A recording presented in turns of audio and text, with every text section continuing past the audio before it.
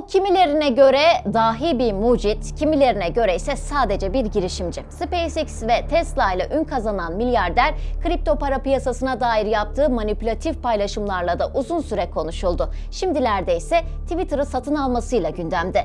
Karşınızda Elon Musk'ın profili. Elon Review Musk 28 Haziran 1971'de Güney Afrika'nın Pretoria şehrinde dünyaya geldi. Musk hem doğduğu yer olan Güney Afrikalı hem de Kanada ve Amerika Birleşik Devletleri vatandaşı. Diyetisyen ve model olan annesi Mae Musk Kanadalıydı. Babası Errol Graham Musk ise Güney Afrikalı bir mühendisti. Sanılanın aksine ailesi zengin değildi. Kimball adındaki erkek kardeşi ve Tosca isimli kız kardeşiyle Güney Afrika'da büyüdü. Zeki, içine kapanık ve yenilikçi bir çocuktu. 10 yaşlarındayken çevresindeki kütüphanedeki kitapların neredeyse tamamına yakınını okumuştu. Astronomi ve teknolojiye hep ilgi duydu. Yazılım ve kodlamayı kendi kendine öğrendi. Daha 12 yaşındayken Blastar adında bir uzay oyunu geliştirdi. Hayallerinde ise Amerika'ya gitmek vardı çünkü orada daha büyük fırsatlar elde edeceğini biliyordu. Amerika'ya gitmek istemesinin bir diğer nedeni de Güney Afrika ordusunda askerlik yapmak istememesiydi. 1979'da annesi ve babası boşandı. Bu tarihten itibaren babasıyla Pretoria banliyölerinde yaşamaya başladı.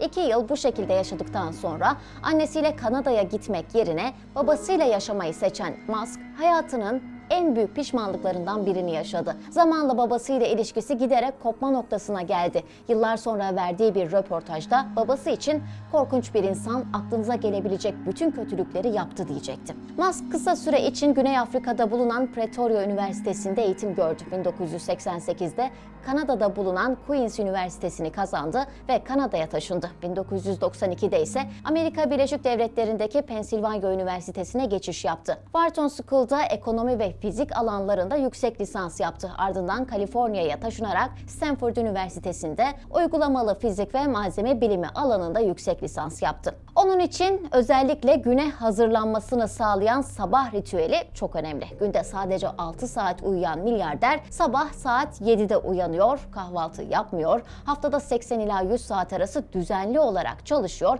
ve her akşam erkenden evde olmaya gayret gösteriyor. Elon Musk'ın özel yaşamı da oldukça hareketli. 2000 yılında evlendiği ilk eşi Kanadalı yazar Justin Wilson'la üniversitede tanıştı. Bu evlilikten Nevada Alexander Musk isminde bir oğlu oldu ancak 10 günlükken öldü. Ardından Musk çiftinin 5 oğlu daha olsa da bu evlilik 2008'de sonlandı. 2010'da İngiliz oyuncu Tallulah Riley ile evlendi, 2016'da boşandı. 2020'de ise Kanadalı bir müzisyen olan Grimes'tan bir çocuğu oldu. Çocuğuna verdiği isim de uzun süre tartışılmıştı. Çok fazla okuma yapan Musk, büyük ölçüde Nikola Tesla, Thomas Edison, Bill Gates, Steve Jobs ve Walt Disney gibi isimlerden etkilendi. Ona göre insanlığın geleceğini etkileyen 3 sorunlu alan vardı. Bunlar temiz enerji, internet ve uzaydı. Uzay Elon Musk için çocukluğundan itibaren bir tutku oldu. Çok gezegenli yaşamı savunarak bunun insan ırkının hayatta kalmasını tehdit eden şeylere karşı bir önlem olduğunu söylüyordu. Akademik kariyerini güçlendiren Musk'ın artık bir karar vermesi gerekiyordu. 1999'da doktoraya kabul edildikten sadece 2 gün sonra akademik kariyerini bir kenara bırakarak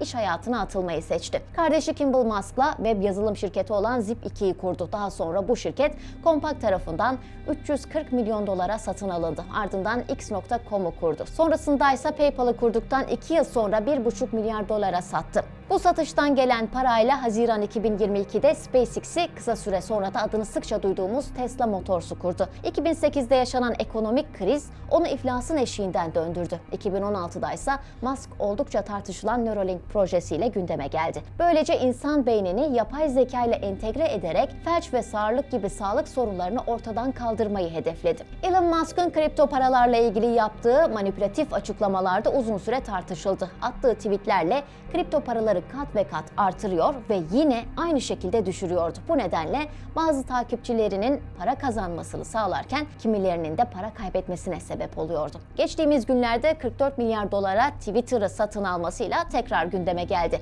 Daha önce Twitter'da %9,2'lik hisse almıştı. 14 Nisan'da Twitter'ın tamamı için hisse başına 54,2 dolar teklifte bulunsa da bu teklifi geri çevrilmişti. Musk'ın Twitter'ın tamamını satın almasıyla Twitter hisseleri de değer kazandı. Yaklaşık 400 milyon kullanıcısı olan platform, Musk'ın satın alımıyla pek çok yenilik de yaşayacak. Bot hesapların silinmesi, platformun açık kaynak haline getirilmesi ve tweet düzenleme özelliğinin gelmesi bekleniyor. Donald Trump'ın kapatılan hesabının aktif hale getirilmesi de beklentiler arasında. Elon Musk şu anda 264,6 milyar dolarlık servetiyle dünyanın en zengin insanı. Twitter satın alımıyla yine zekice bir hamle yaparak bizi şaşırtmayan Musk, ileride hangi haberlerle şaşırtır?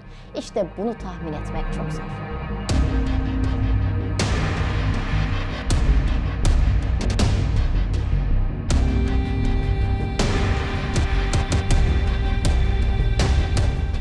Şimdilerde ise Twitter'ı satın almasıyla gündemde. Karşınızda Elon Musk'ın profili.